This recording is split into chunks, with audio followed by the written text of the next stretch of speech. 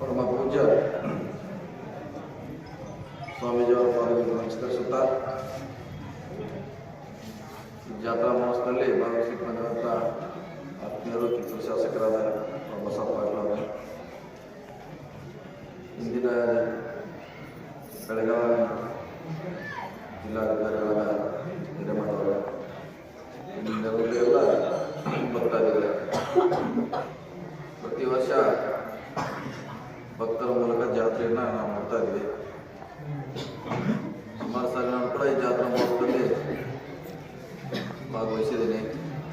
ಹಲವಾರು ಸಾಂಸ್ಕೃತಿಕ ಹಿಂದೆ ಪ್ರಸಿದ್ಧರು ಕೂಡ ಸಾರಿ ಮಾಡಿದ್ವಿ ಜಾತ್ರಾ ಮಹೋತ್ಸವದಲ್ಲಿ. ಈ ಭಾಗದಲ್ಲಿ ಶೈಕ್ಷಣಿಕ ಪ್ರಸಾರ ಮಾಡುವ ಮೂಲಕ ತನ್ನದೇ ಆದ ಮಟ್ಟ ಪ್ರಾರಂಭಿಕ ವೈಶಿಷ್ಟ್ಯವನ್ನು ಹೊಂದಿದೆ.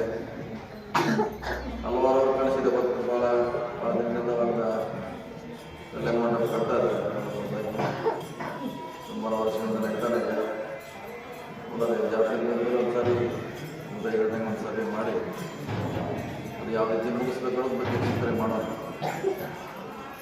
ಎಲ್ಲರ ಜವಾಬ್ದಾರಿ ಇದೆ, ನಮ್ಮ ಜವಾಬ್ದಾರಿ ಇದೆ, ನಮ್ಮ ಜವಾಬ್ದಾರಿ ಕೂಡ ಇದೆ. ಬೇಗ ಮುಗಿಸುವಂಥ ಪ್ರಯತ್ನ ಮಾಡೋಣ. ಅದ್ರ ಜೊತೆಗೆ ಸ್ವಾಮೀಜಿಯವರ ಸಾಕಷ್ಟು ಇಲ್ಲಿ ಧಾರ್ಮಿಕವಾಗಿ ಸಮಾಜದಲ್ಲಿ ಬರಬೇಕಂತ ಒಳ್ಳೆ ಕೆಲಸ ಮಾಡ್ತಿದ್ದಾರೆ. ಅವ್ರ ನೇತೃತ್ವದಲ್ಲಿ ಇನ್ನೂ ಮಠ ಹೆಚ್ಚು ಬೆಳಿಬೇಕಾಗಿದೆ. ವಿಶೇಷವಾಗಿ ಶೈಕ್ಷಣಿಕ ಹೆಚ್ಚು ಒತ್ತು ಕೊಡಬೇಕಾಗಿದೆ. ಸುಮಾರು ನಾವು ಯಾವಾಗ 16 ವರ್ಷಗಳಲ್ಲಿ ಬಂದಾಗ ಮಠದ ಜೊತೆ ನಾವು ಕೂಡ ಬೆಳೆಸ್ಕೊಂಡಿದ್ದೀವಿ. ಇಲ್ಲಿವರೆಗೆ ಮಠದ ಜೊತೆ ಇದ್ದೀವಿ. ಮುಂದೂ ಕೂಡ ಮಠದ ಜೊತೆ ಖಂಡಿತವಾಗಿ ನಾವು ಇರ್ತೀವಿ ಮಾತನ್ನು ಕೆಲಸ ಮಾಡ್ತಾರೆ. ನಾವು ಮಾಡಿದ್ರೆ ನಾವು ಇದ್ದೀವಿ.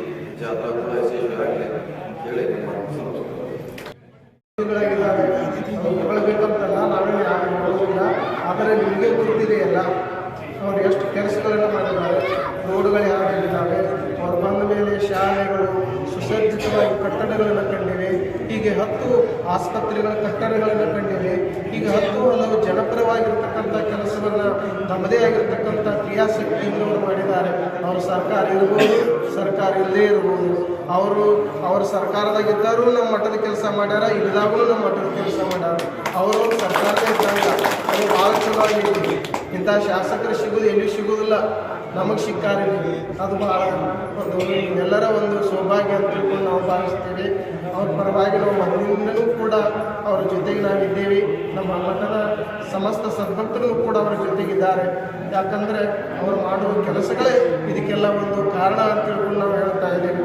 ನಾವು ಯಾವುದೇ ಕಾರ್ಯಕ್ರಮ ಕರೆದ್ರೂ ಕೂಡ ಯಾವುದಕ್ಕೂ ತಪ್ಪಿಸಿಲ್ಲ. ಅವರು ಇದು ಸಣ್ಣ ಮಠ, ಇಲ್ಲಿ ಹೋಗಬಾರ್ದು, ಇಲ್ಲಿ ಇದನ್ನು ಮಾಡಬಾರ್ದು ಅನ್ನೋ ಮನೋಭಾವನೆ ಎಲ್ಲ ಆದರೆ ಪ್ರತಿ ವರ್ಷವೂ ಕೂಡ ತಮ್ಮ ಬಿಡುವಿರಲಿಲ್ಲ ಅಂದರೆ ಮೊದಲೇ ಒಂದು ದಿವಸ ಬಂದು ಹೋಗ್ತಾರೆ, ಅದರ ಕಾರ್ಯಕ್ರಮ ದಿವಸವೇ ಬಂದು. ಇದು ಅವರಲ್ಲಿರ್ತಕ್ಕಂಥ ಒಂದು ಬದ್ಧತೆ ಅಂತ ತಿಳ್ಕೊಂಡು ನಾವೆಲ್ಲ ಭಾವಿಸಬೇಕಾಗುತ್ತದೆ. ಅದು ಅವರು ಗುಣವನ್ನು ನೋಡಿ, ಇಲ್ಲೆಲ್ಲರ ಮನವನ್ನು ನೋಡಿ ಈ ಭಾಗಕ್ಕೆ ಬರ್ತಾ ಇರ್ತಾರೆ. ಅವರು ನಮ್ಮ ಈ ಭಾಗದ ಶಾಸಕರಾಗಿದ್ದು ನಮ್ಮೆಲ್ಲರ ಒಂದು ಭಾಗ್ಯ ಅಂತ ತಿಳ್ಕೊಂಡು ನಾವು ಭಾವಿಸ್ತೇವೆ. ನಾವು ಜಗದ್ಗುರು ದುರ್ಗುಂಡೇಶ್ವರ ಕರ್ತೃಗದ್ದಿಗೆಯನ್ನು ನಿರ್ಮಾಣ ಮಾಡಬೇಕು ಅಂತ ತಿಳ್ಕೊಂಡು ಎಲ್ಲ ಸದ್ಭಕ್ತರು ಇಚ್ಛೆಯನ್ನು ಮಾಡಿದರು. ಅವರ ಇಚ್ಛಾನುಸಾರವಾಗಿ ನಾವು ಈ ಕಟ್ಟಡವನ್ನು ನಿರ್ಮಾಣ ಮಾಡಬೇಕು. ಮೊದಲ ಹಳೆ